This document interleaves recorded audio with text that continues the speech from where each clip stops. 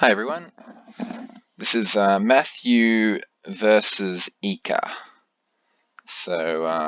Yep, this is played on the 20th of October 2018, and let's get into this. We go Sicilian, oh, whoa, F4, Grand Prix attack, I assume that's what it's called, and yeah, I'm not really sure of the theory. I probably should know the theory since I've played Sicilian for a long time. Let's actually see how this unfolded. C3, this looks very ambitious, trying to build a gigantic center. Now, when you got the Grand Prix attack, I mean, the best ways to answer this, I mean, something like D5 straight away looks very strong to me. If you can just trade these pawns off in the center, this F pawn looks really silly. D6 is perfectly fine, perfectly playable. C3, it's very ambitious, trying to build a giant center. Knight C6 was played. I think white should just play d4 straight away here. White played knight f3 first, though. Unfortunately, that leads black play knight f6, and you don't have time to play d4 because your e-pawn is on pre, and you need to play something like d3. Maybe you can get away with e5, but it looks like your pawns are a bit loose in the center. For example, maybe black can take it, and after takes, something like knight g4. Is that possible? I don't know. These pawns are looking a bit loose in the center, but maybe they're actually okay. Yeah. The other thing is normally when a pawn charges up to e5, the knight jumps immediately into d5, and these positions, but black is doing okay. White's got the advanced center pawn, but the rest of these pawns it's really hard to deal with. It's just, yeah, so e5 is one option, and I think that's probably his best option. Or maybe just d3 is the other thing. Just play d3 and then quickly, develop your king side with g3, bishop g2, bishop e3, queen d2, or maybe the knight maneuvers its way to c4, something like that. Going for d4 obviously just loses a pawn, and black saw it. Black just took the free pawn. And now white's just a pawn down. So we'll see what happens. Bishop b5 check. Well, hang on. Whoa, queen fork. I mean, it's not check, sorry, just bishop b5. I was thinking check because I was thinking queen fork. Queen a5 check. Isn't that just win material? Queen fork on the bishop and the king. The only way to save them both is to play knight c3. But that just loses because knight takes knight, and you're threatening to take the bishop, and you're threatening the queen, and everything falls apart. A piece is going to be taken at some point. Maybe he can get it out of danger with a move like this, but it still leads to a very annoying position like this. Check, and then bishop d2, and yeah, in this position, what's the material? Black is 2 pawns up, and black can make it very annoying with something like queen c4 or queen d3 and stop this king from castling as well. So yeah, bishop b5 is a mistake. Queen a5 was the way to do it. Unfortunately for black, he missed it, and he played knight f6 instead, which should, I mean, you can understand it. He's grabbed a pawn, now he's just running back and trying to defend. Well, he's just to consolidate his extra pawn, which is usually the right idea, but you also have to be ready for tactical possibilities, and queen a5 would have been good. Okay, d5, yeah, so that has to be answered by a6, and yeah, white wins his pawn back, doesn't he? Can he take? He wins his pawn back, but his pawn is going to be very overextended. I'm imagining lines like this, and this pawn I think is very, very hard to defend. It's just a bit too deep into enemy territory here. On the other hand, black is still a long way away from getting his king to safety. Okay, so a6 was played, and that was answered by queen a4. That does not. I mean, that looks a bit iffy. That queen, maybe it's okay.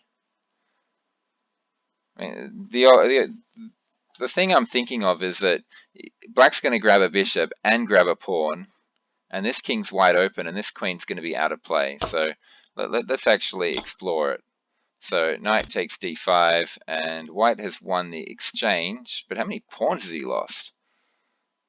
For 2 pawns, so it's equal material. The only difference is this queen is out of play.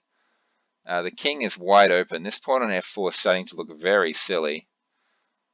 You can castle, I guess, and get straight to safety, but it's a bit.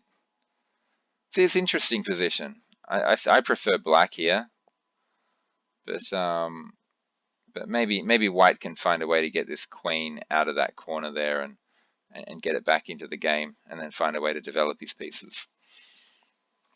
So yeah, I don't know. Queen a4 may have been good, may not be good. It's hard to tell. The important thing is that I hope the players themselves analyzed what happens after pawn takes and taking here. Black didn't take the bishop. Black played bishop d7, and that just looks like it loses material. Because the simple just b take, just pawn to d take c6, and yeah, black's bishop's en prise, but so is white's bishop is en prise to the pawn, but so is black, and the pawn's going to take with check. So so if pawn takes here, for instance, and just simple check, and yeah, knight has to take, and then the queen just takes here, and that's actually what happened in the game, and now white's just a piece up. And the game is actually over right there, pretty much. I mean, the game goes a long time, though, but the game should be over right there. In this position, it required very careful play by black, and the way forward was, yeah, take the bishop, take the pawn. Instead of knight retreating back here, yeah, black had queen a5. Okay, I'm not going to spend too much time on the other moves unless some major blunder happens, which allows black back into this game. Takes. Okay, so queen c7, knight c3, e6. White's just a piece up. These players are just, I don't know if I like fianchettoing. I think I prefer bishop e7. The bishop's already got a way out. Creating another way out just creates holes. Bishop e3, bishop g7. Putting the rook on the same line as the queen, so the queen got off that line. Did the queen have to get off that line? I think it did. Maybe, I mean, black does not want to swap queens. So a move like queen c6 does not jump out at me. What are the discovered attacks? This knight's going to move with a discovered attack on the queen, but whoops. But are there any dangerous ones? Like if black just were to castle here, what are the moves that black is worried about here? So I mean, knight d5 is the most obvious with a double attack on the queen. But if the queen retreats now, the knight and the queen are guarding b6. Maybe that is just the best way, just swaps pieces off. But yeah, white's just winning. But yeah, getting the queen off this line, does that really help? It's fair. I mean, it's a fair enough decision, I guess. Okay, bishop d4, trying to trade bishops off. Bishop took, knight took, queen f6. Castling looks better. Queen there hits the knight. That's fair enough. Knight e2, rook c8. So you can see black is trying to get his pieces active. Unfortunately, with the queen now on f6, his king is stuck on e8 defending the knight, which is a problem. And there are massive holes here. Now that the dark squared bishop's gone, all these holes are a problem. In particular, this pawn here lost its key defender. So one of the reasons I didn't want the bishop on g7, I want it on e7, was just to keep this pawn safe. And now in this position, white has a really awesome knight e4 with a discovered attack on the rook, and also attacking the queen. So rook takes rook can't be played because knight takes queen is check, and then grabs the rook back. I'm not sure how black's supposed to play this. Does he retreat back there, or does that just lose? Oh yeah, because that just loses horribly. Oh, yuck. Yeah, knight e4 here just wins for white. Rook c8 is actually a blunder, giving white a lovely discovered attack idea with knight e4. However, white missed it, and he played queen takes b7, letting black off the hook. So rook b8 was played, queen c6, and yeah, you got to defend this knight somehow so the king can get castled, so the other rook can come into the game. Black played d5. White then went rook c2, just looking to double. Fair enough. Queen e7. Okay, yeah, defending the knight so the king can castle. Knight b5. Maybe knight b5 one move earlier would have been very strong before the king can actually castle. So knight b5 here maybe first. That looks really good because the knight's going to put a check in, and once the check gets played, this king's never castling. Okay, let's just look at what actually happened. Rook b8, queen c6, d5, rook c2, queen e7. Knight b5, unfortunately one move too late because this king gets castled. Knight b d4. I'm trying to work out the reason for this move. Why did the knight go here? How does that improve white's position? I mean, when you get a position like this, it's all about planning. You've got to find a good plan. And you know, doubling on the c file, that's a good plan. Marching up your united passed pawns on the queen side, that looks like a good plan. I'm not sure what the plan is behind this move. Is the knight rerouting to another square? I can't really work it out. It's these sorts of moves, these planless moves, are what get you into trouble. If you're not playing with a specific plan in mind, you kind of start to wander for a while, and your opponent can use those extra moves to get his pieces into really uncomfortable positions for you and get himself back into the game.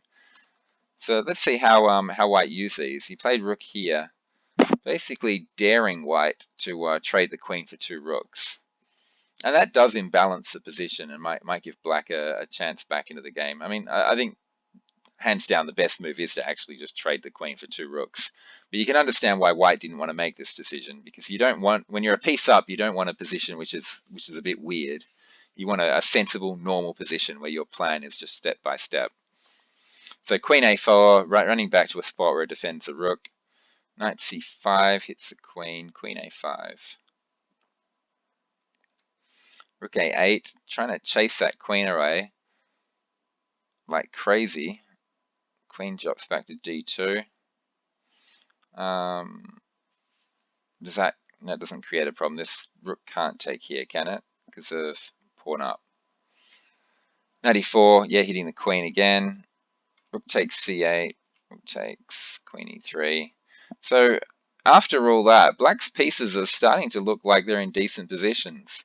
It's quite funny, that one planless move by white, and black used that to get control of the c-file, get his knight centralized in the center, and his queen is ready to, pounce out here and harass these pawns, or maybe pounce onto the king's side and try and do something in here somewhere. Queen can either swing here or here if it wants to, and on this diagonal. And if the queen leaves the diagonal, there's all sorts of tactics on this king. So now white's under a bit of pressure. It's not so simple anymore to just win straight away. And this is what planless play does to you.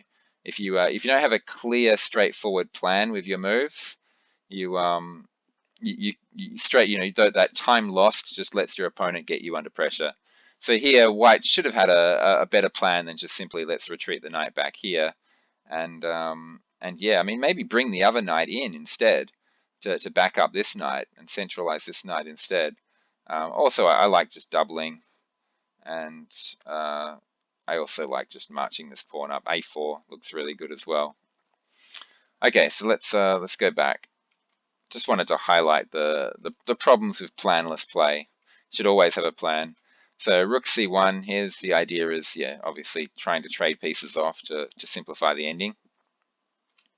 Rook a8, very good by black here. So Iker's really done a very good job of getting his pieces into aggressive, active positions and putting white under pressure. And when you put white under pressure like that, they make mistakes. People make mistakes.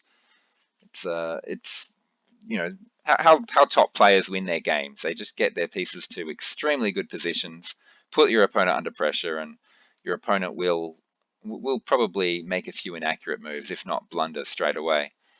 Okay, queen b3, so white's now desperate. We just got to swap these queens off and put an end to black's play. And black's not playing ball here. Black is like, no, I'm going to keep chucking my queen in and causing you a bit of discomfort. Rook d1, queen a5. Yep, this is great stuff by black. I mean, a whole piece down, a completely lost position, but he's done a brilliant job of just keeping the game alive and just not giving his opponent an easy win. Okay, so a3, rook c8, queen b5. Please swap queens. No, no, no. I mean, it's quite funny. You look at the engine, and it's actually telling us the best move is to swap queens. But in practice, that's just a surefire way to lose the game if you just swap the queens off. So running back to d8 and maybe looking to jump out to here or something like that, I think that's practically the best chance black has for winning this. So knight c6, queen jumps out to h4, and just trying to, now threatening to, to jump it into this little hole here and just creating quite a few problems for white to deal with. So g3, and the queen just drops back to f6. a4. So white's moving these pawns forward. He looks like he's done a really good job of defending against black's little adventures in his position with the queen. So knight d6, just still more pressure. Queen b6, the knight chops into c4, now attacking this pawn and the queen at the same time. Queen b7 hits the rook though, which doesn't give black the chance to take any of this. Knight d6 saying, do you want to draw? Queen a6, and then the queen took on b2. Unfortunately, there's a slight problem with this. Knight fork. Yeah, so I think this knight fork is something white's been wanting to play for a while. One of the reasons for putting the queen here is to threaten the rook and threaten the knight fork at the same time. Whoops. Knight there frustrated white's plans, but yeah, the queen just running in takes the queen away from the defense, the e7 square. The game is now over, unfortunately. Taking this pawn is a bit of a poisoned pawn. Very sneaky trick here. This rook probably needed to move, or the king needed to move, so there was no knight fork anymore. Something like king g7, and that would have kept the pressure up. Okay, so there, takes. To black's credit, he didn't give up here. He kept under pressure. He's still got ideas of maybe getting some miracle check off over here, which is good. Yeah, queen there. That just throws away this knight. Oh, the queen needed to stay here. So yeah, I mean, even though black is a rook and a knight down, because his last two remaining pieces are on brilliant squares, the knight's sitting on an outpost in the center of the board, the queen is on the second rank, and this king is wide open. Even two pieces, you can put your opponent under pressure, and here comes the blunder. Queen there, which just allowed queen takes e2, and suddenly this king is wide open, this rook is under attack, and some very careful play is needed by white here. Queen d4 check, that's a really good move. It keeps the diagonal defended, keeps the rook defended. That's great defensive stuff by white here. Knight f6. Oh, can't agree with that one. I think that just loses by the looks of it. But actually, it's just looking at it, it's actually very hard to find a move which doesn't lose.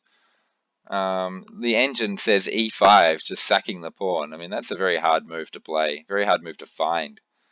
After queen takes, then the king can safely move here. So let's just go back. Why doesn't the king just immediately move to h6? Probably should have, actually. So like rook c1, I think that's the idea. But I don't know. I think black can still play from this position. I think this is better than what was played though.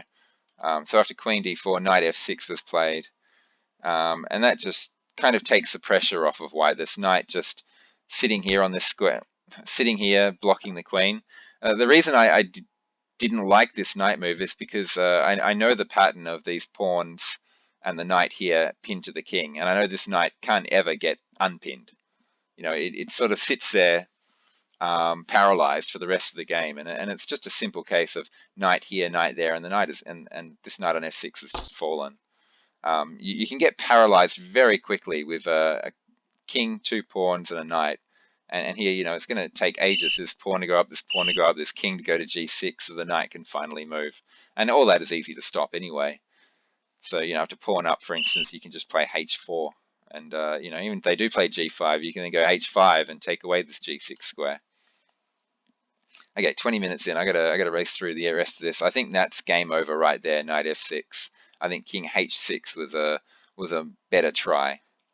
So yeah, knight d6. This knight's just heading to e8, and it's very hard to see. Black's really got nothing. Black tried queen c2. I don't see any move. Knight e8 check. That's bye bye to the knight. King went to f8, and just knight took here, and yeah, there's not much to this anymore. And this is just good play by White. He's being very careful to keep his queen and rook defending each other, and the queen defending this diagonal, knowing that he can just use his knight and his pawn marching up the board to win the game quite easily. So he grabs another pawn, and then grabs another pawn, f6, and then threatens to grab that pawn. Credit to Black. Look what he's doing. He's trying to create a couple of united pass pawns. He hasn't given up yet. He's still trying something. That's great. I love that never give in type idea. You know, that never give in type attitude, where you're just constantly looking for some way to put your opponent under pressure. Queen c5 check. King e6.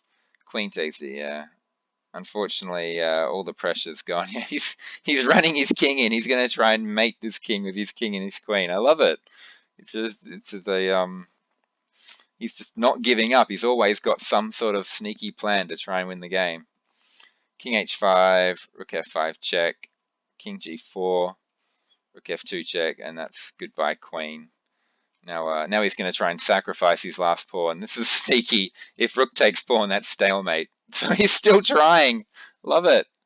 Queen f6, king g4, rook takes e4 check. And here the moves stop. I'm guessing that Black actually resigned here, given that it's mate in 1 if he plays king here and rook across is mate. I still think he should have tried it anyway and hoped for like pawn up, stalemate. You know, that's a bit surprising, but maybe he was exhausted by this stage. That's an example of how you should fight when you're losing. So he lost a piece early on, but as you can see, he did not make it easy. Iker did not make it easy for Matthew. He just kept coming back at him with pressure over and over again. And Matthew kept his head very well in this game. A very high quality game from these two players. I thought it was, you know, apart from the early blunders, I thought it was very well played. Well, I hope everyone learned something from that, and yeah, thanks for listening. Goodbye.